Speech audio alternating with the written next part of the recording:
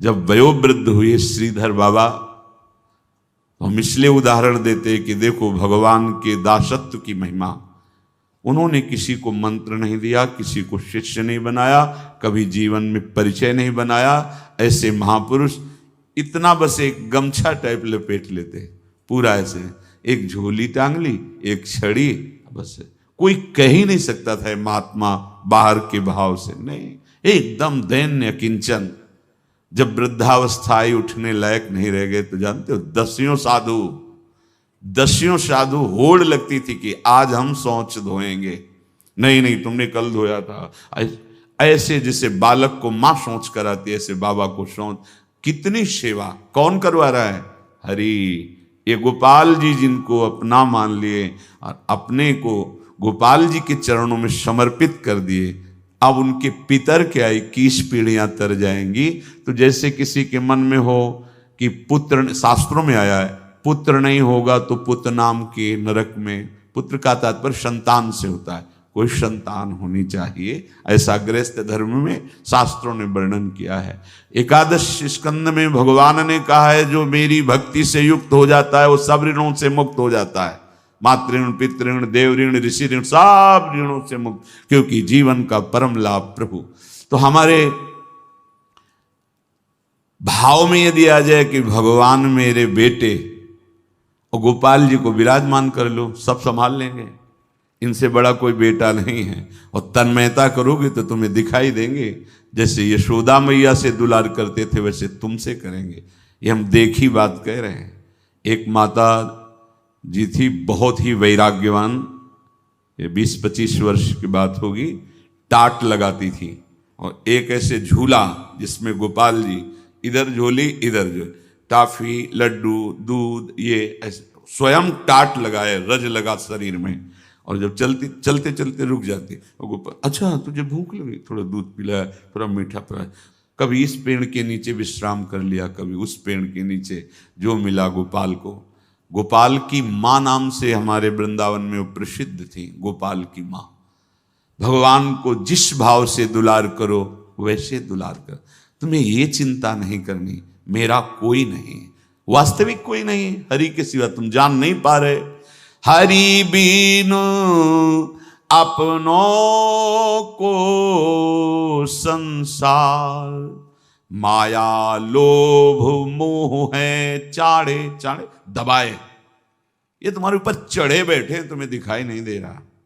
ये जो तुम्हें बहुत प्रियता नजर आ रही ना, कि तुम्हें बहुत प्यार करते हैं, भ्रम भ्रम।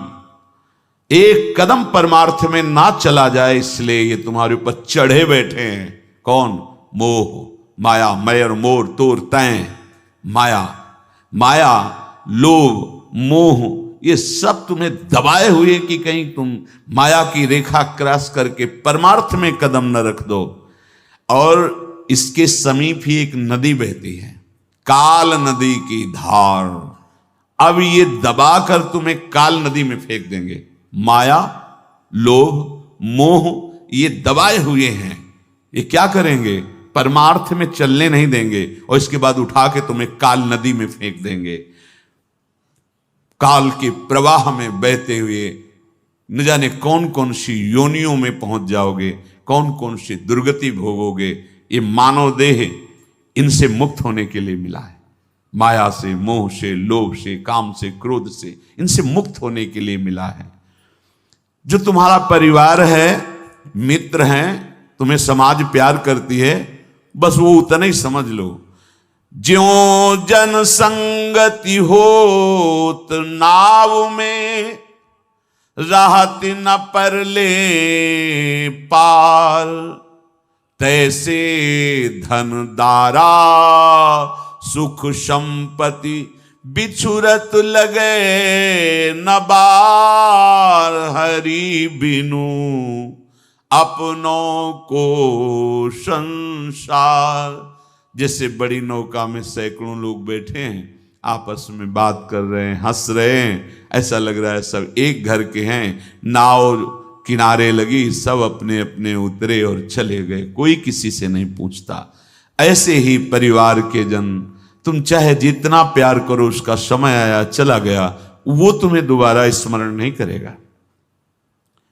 जहां शरीर छोड़ा अब वो दोबारा स्मरण, वो तो बंधन में है या मुक्त हो गया, दोनों बातें। जो भजन करने वाले वो मुक्त हो गए, जो माया से युक्त है वो बंद कर अन्य कर्मों का दंड भोगते हुए फिर अन्य योनियों में जाएंगे, और तुम उनकी याद में अपना जीवन रो रो के बिता दोगे। कह रहे कि मत अंदर से राग करो, जैसे नौका में बैठे अपने अपने उतर गए, स्टेशन में बैठे हंसकर बातें कर रहे हैं, चाय पी रहे हैं, जी आप कहाँ के हो, आपको कहाँ जाना, बातें हो रही, गाड़ी आ गई, वो बात छोड़ा, अपनी गाड़ी में बैठा चला गया। बात करते करते प्राण निकल गए, खाते खाते प्राण निकल गए, चल रहे हैं प्राण निकल गए, हंस रहे हैं प्राण निकल गए, नाच रहे हैं प्राण निकल गए।